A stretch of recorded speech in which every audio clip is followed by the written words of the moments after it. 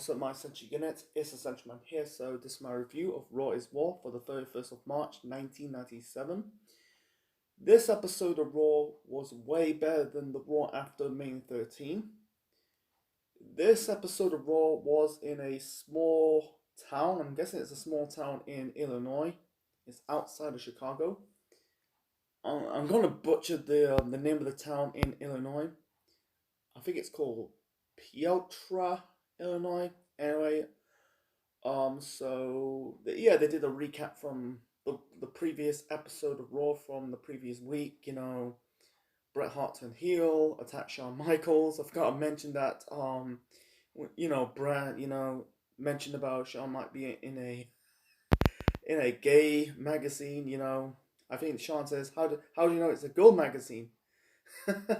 Anyway, so the Bret attacked Shawn.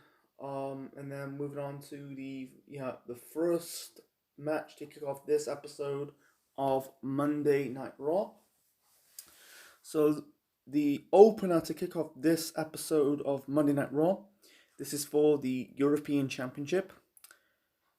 British Bulldog, the European Champion, and also one half of, at the time, the WWF Tag Team Champions, defending the belt against his fellow Tag Team Champions Owen Hart.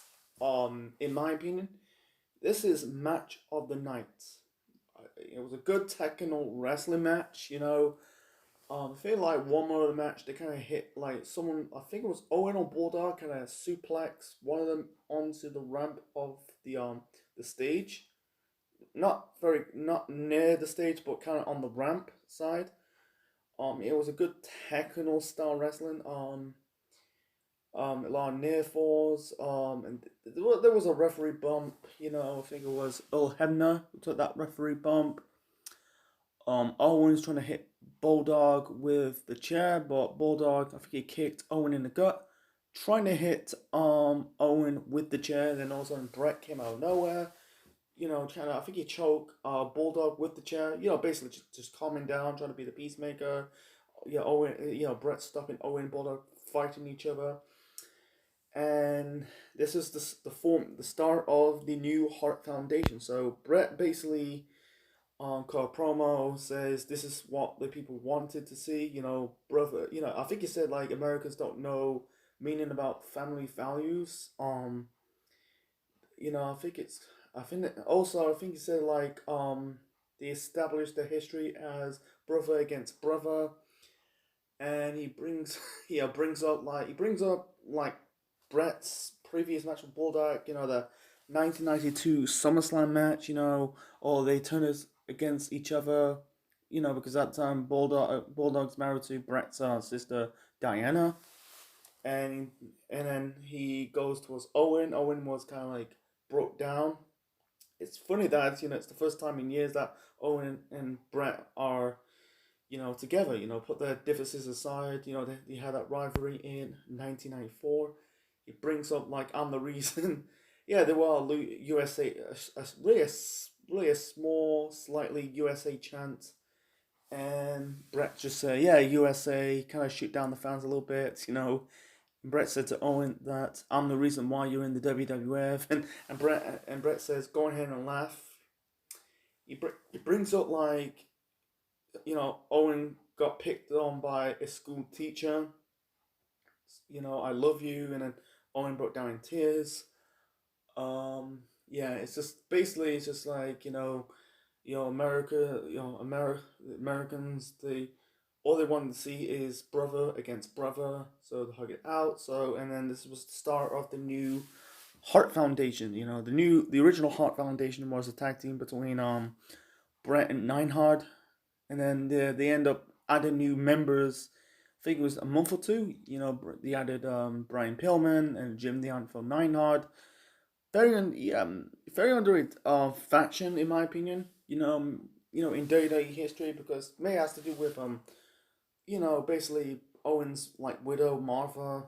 I don't want to get into it. So yeah, it's a good segment. It's a shame that there's no decisive winner between Bulldog and Owen. They got really good chemistry. It's a shame they never had like a proper rivalry. if they didn't if they wait a month or 2 months later to form the Heart Foundation, maybe. But I think it's a shame. But I think maybe it's the only time they fought one on one. Maybe they fought on house shows, but yeah. Oh, second time. I think it was the second time though, because they fought in the finals of that European Championship tournament in Germany in March of that year. So it's a shame they never had a fun rivalry. Maybe it just has to do with timing. So yeah, it's not last time we see the Heart Foundation on the show. So the next match, we got this is a lucha libre match. We you got wasn't calling El Paso. Anyway, we got El Mosco taking on Supernova. You had Sunny Tammy Sitch on commentary. She was kind of a little bit entertaining. She was flirting with the Spanish announce team, but I don't know understand why they did this. Because I think it's like taking shots at WCW because they were doing because at the time WCW, with the cruiserweights, with the luchadors like Rey Mysterio and Juventud Guerrera and Psychosis, the crowd did react, but it was an okay. I'm not gonna crap on this match. It wasn't a bad match. It wasn't anything important, but it was an okay match. I think it was El Mosco or Supernova. One hit like a corkscrew moonsault onto the ropes for the win. And that was it. So so we got like the first interview segment of the show. You had Jim Ross interviewing the Road Warriors. So basically, I think it was Animal says, that I think that they're bringing up the Heart Foundation. They're not really officially called the Heart Foundation yet. He brings up Brett Bulldog Owen says insulting United States and America and the World Wrestling Federation. Like he brings up sports teams like in like you don't forget.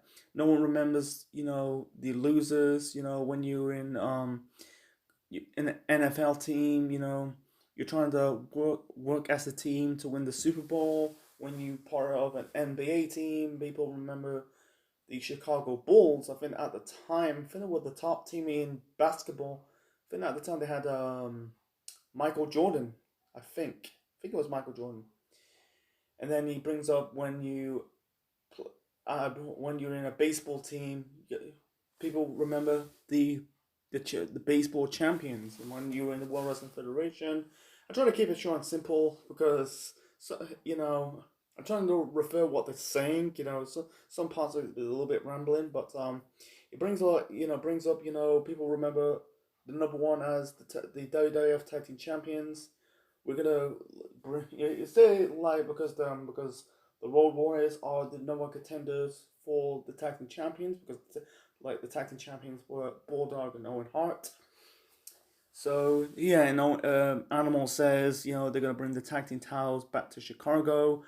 Hawk said like I think he called Bulldog Doggy Dumpling. I don't know, and he says we're gonna kick the phlegm out of Sticky Owen's sticky body, and did a ooh what a rush, and that was it. That was the end of the interview segment.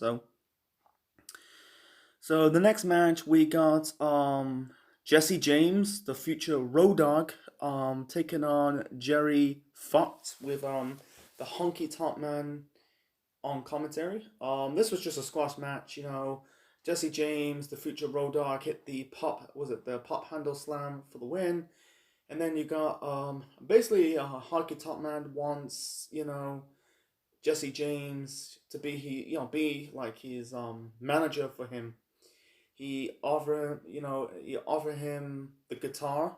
He said it's been my family for generations. It might be in a glass ceiling in burger restaurants and music museums. And Jesse James kind of put over the Honky Tonk Man says, standing next to the greatest IC title holder because his record stands to this day. And and then he's like grabbed the guitar, strung with it, and then he broke the guitar into pieces. I think he says it's out of tune for me, and that was it. So yeah, so moving on to the next match. So the next match, another jobber. Yeah, this is another jobbers match.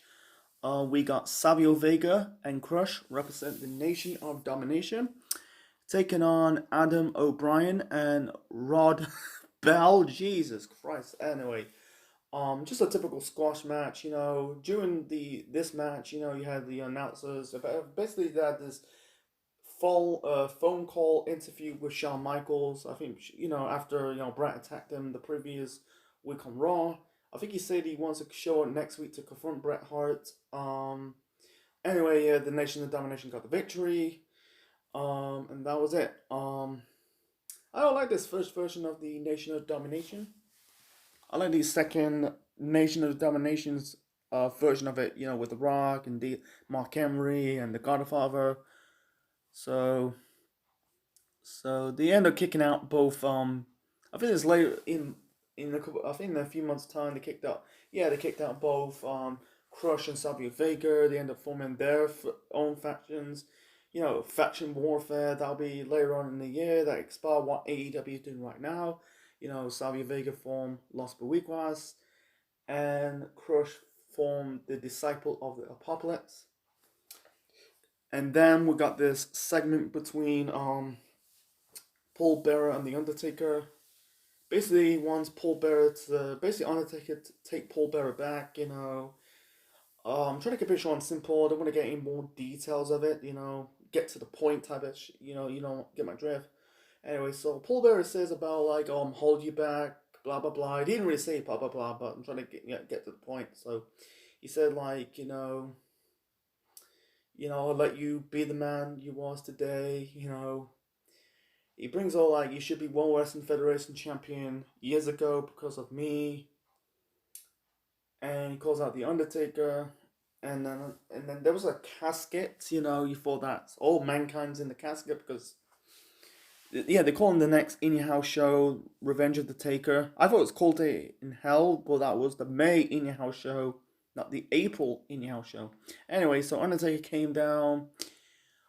He said about betrayal. Sometimes you won't forgive. I can't remember. Fucking now, I'm not gonna go into it, but he said like you and I we did rule the WWF. Sorry about the promo fights. Jesus Christ, I got learning difficulties, man. Sometimes I don't remember the promos that well, so I'm trying to remember. So anyway, I'll get back to it. So he said about like betrayal. Sometimes you won't forget, but sometimes you will forget. I can't remember the promo that well. So anyway, so we did rule the World Wrestling Federation. We did lay people to rest, and and you owe me one. Sorry about that. I'm just trying. Sometimes I don't really write down promos. If I didn't have learning difficulties, I'll probably remember the promos that well. Yeah, he said a lot. Something like I will never. It's hard. Yeah, I think it's like forgive. Betrayal is hard to forgive.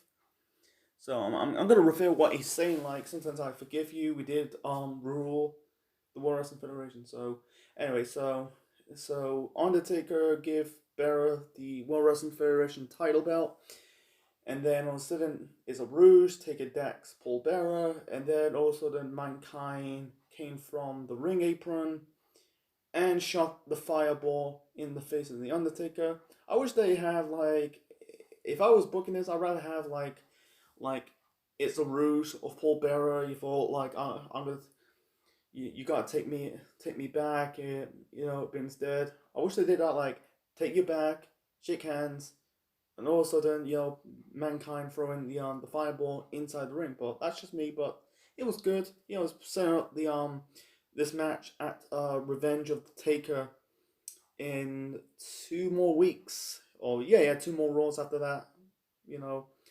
I think the 4th of April's episode and the I think the 11th of April's edition. That'll be next time. So Anyway, so Sid came out of the rescue. So anyway, so yeah, Psycho Sid did a promo.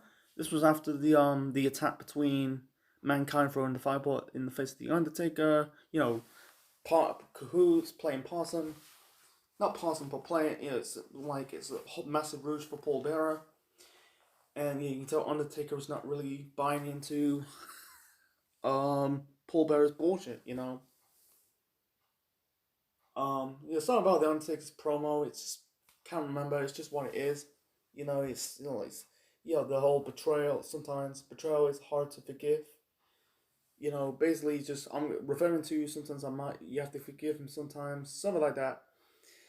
So anyway, Cycle said got promo says if you play with fire, sometimes you have to deal with someone who knows exactly with fires. You miss sometimes when you mess with the Undertaker, it's your that is the mistake. Like Bret Hart, messing with Psycho Sid.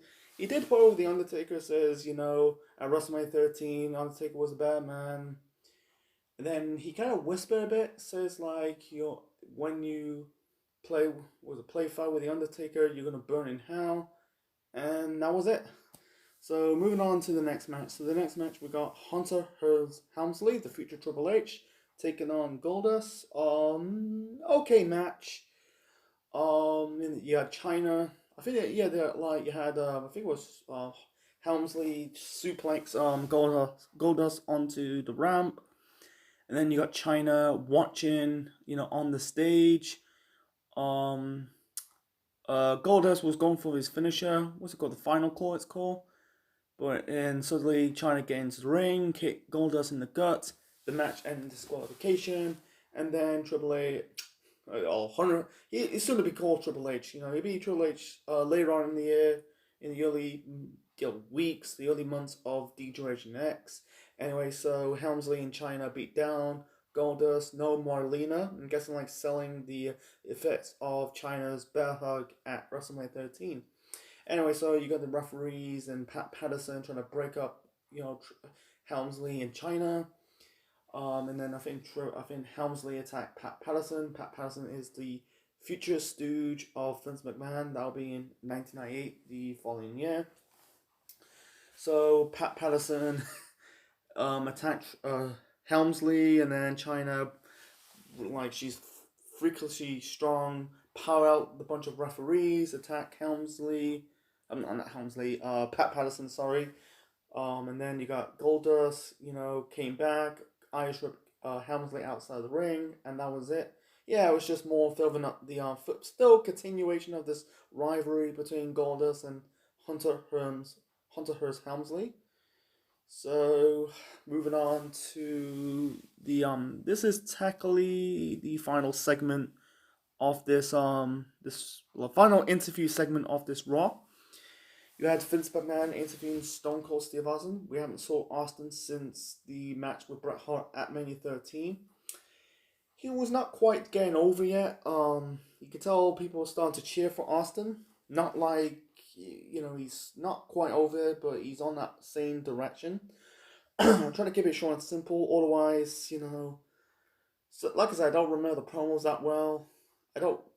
I don't know. I don't really write it down. Just write writing the matches and segments on the card. Took some notes, by the way. Anyway, so Austin kind of says like he kind of like to Bret Hart says you failed to get the job done. Every other day instead of WrestleMania, you didn't get the job done. Said you beat me to the bloody pole. That's a bunch of BS. It said about like you came back to the WWF. Sorry, going old school. For comeback, being the hero you're supposed to be. That's a other bunch of BS. Sorry about my promos of Austin. Can't remember it that well, but some of it, but others. Anyway, so the reason why not. The reason why I did not. Yeah, you say I did not quit. The reason why because I hit my head on the guardrail. I was blood was pumping out my head more than my heart gives, and he brings up he brings up the 1996 King of the Ring. He did win it. Led up to did the Austin 316 promo, and he also said about I'm not changing. I'm not changing. People. I'm not. Yeah, I'm not change. Yeah, he said I'm not changing. Anyway, he said people can chin. When yeah, when the bell rings, I'm gonna whip people's ass. And also you can tell you can tell the fans really cheer for Austin. It's so passionate. Like he's not gonna change. You can put me against a bad guy or good guys. And then you got Brett on the screens. Like you comparing Austin to a hyena. You could and also they blur out ass. I don't know why they did that.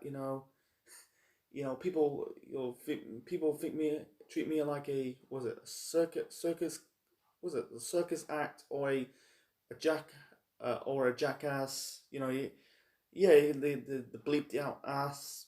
It's the times at the time. Anyway, so basically, I did beat you with pillar to pillar, and yeah, comparing Austin to a hyena. Got beat by the the king of the jungle. Blah blah blah. I'm trying to get to the point, by the way. Sorry, don't remember the promo. Can't remember the promos that well. Some of it, not so much. Go with and just basically just go with the flow. To be honest. Anyway, so he said like I'm done with you, and also you gotta kill me. Um, he said like about the gravestone. This is the reason why you're lame because Stone Cold Steve Austin whooped your pink and black ass, and that's the bottom line because Stone Cold said so. You gotta kill me, and that was it. So yeah, it set up their match at Revenge of the Taker. Yeah, I'm trying to get to the points. Sometimes I don't remember promos that well and dialogues of a TV show or movie. Like I said, just go with the flow. It was a good promo. Brett says a move on, and also he said like I don't need hell whether it's WrestleMania, Survivor Series. You know, kind of like bringing up their previous matches in that rivalry. In '96 and '97. So yeah, I think he said, and also Austin said about tell British Bulldog and Owen Hart bringing crowbars. Yeah, he kind of bleep out ass. I don't want to get into it. So let's move on to the main event. So the main event we got. This is for I'm guessing this is for the Intercontinental Championship. Rocky Maivia, the future Rock, defending the belt against Bret Hart. And also the announcers that the next episode, the 4th of April's episode of Raw, they've announced that Mankind will face Sal Sid. That's the next review for another time. Anyway, so the match between Rocky Maivia and Bret Hart. It's a shame. Like it's funny that by the time the Rock was on his rise, Bret was already gone to WCW. It's funny, like Rock was on the rise in the WWF. Bret was completely declining in WCW. Because he was part of the NWO. Yeah, he won championships, the world title, the United States title, but not on the same level. He was never treated like a big deal. He was just a normal guy on the roster. Bret was better off being a WWE guy than a WCW guy. Anyway, so it was a really good match, a good showcase between Rock and Bret. I think like one more of the match. Rocky. This is before he did the people's elbow and the rock bottom. His finisher as Rocky Maivia. I think he was still cheered. I think he was not quite booed yet. You can tell like I think it's May time. He was slow to get booed, and then you get the whole Rocky sucks, die Rocky die chants. Anyway, and he ended up being part of the Nation of Domination. Anyway, so Rock hit the crossbody. Bret counted it, and then Bret it was a near fall. I think like Rock rolled Bret with a small package. any other match was this basically a disqualification. Brat basically, yeah, this was like, because on the previous episode Raw, Brett was on commentary. During the Rocky's match with Lee Cassidy, that's the future Al Snow.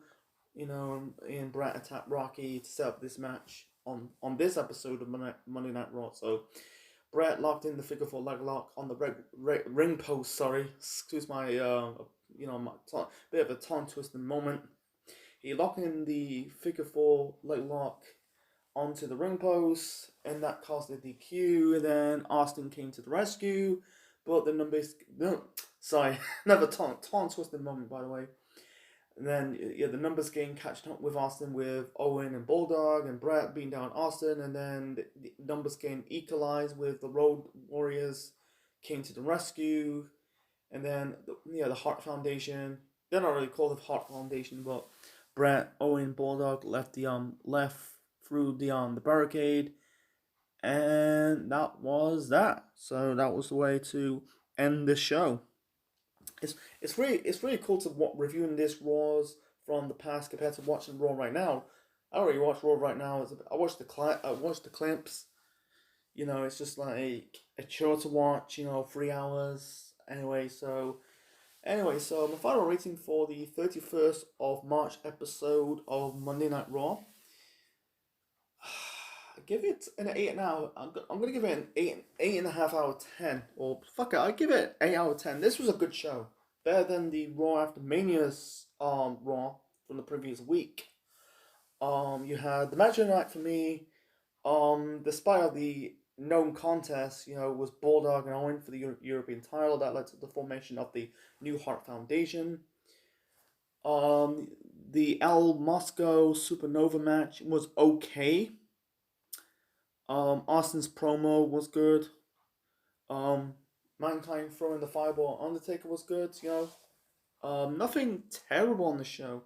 Like, there are a lot of jobber matches, like Crush and Savio Vega taking on Adam O'Brien and Rod Bell and Jesse James versus Jerry Fox. It's just putting over the established guys over the jobbers. And yeah, and also the Brett, Rocky versus Brett match, despite of the DQ, which is furthering up the rivalry between Brett and Austin. So to leading up their match at Revenge of the Taker. So anyway, guys, hope you enjoyed this review. Leave your thoughts in the comment section below. Smash the like button, click the bell, click the like, subscribe to the Central Man Network on YouTube. Be part of the Central Unit for more wrestling videos and more. And this is the Central Man officially signing out. Check you later, guys.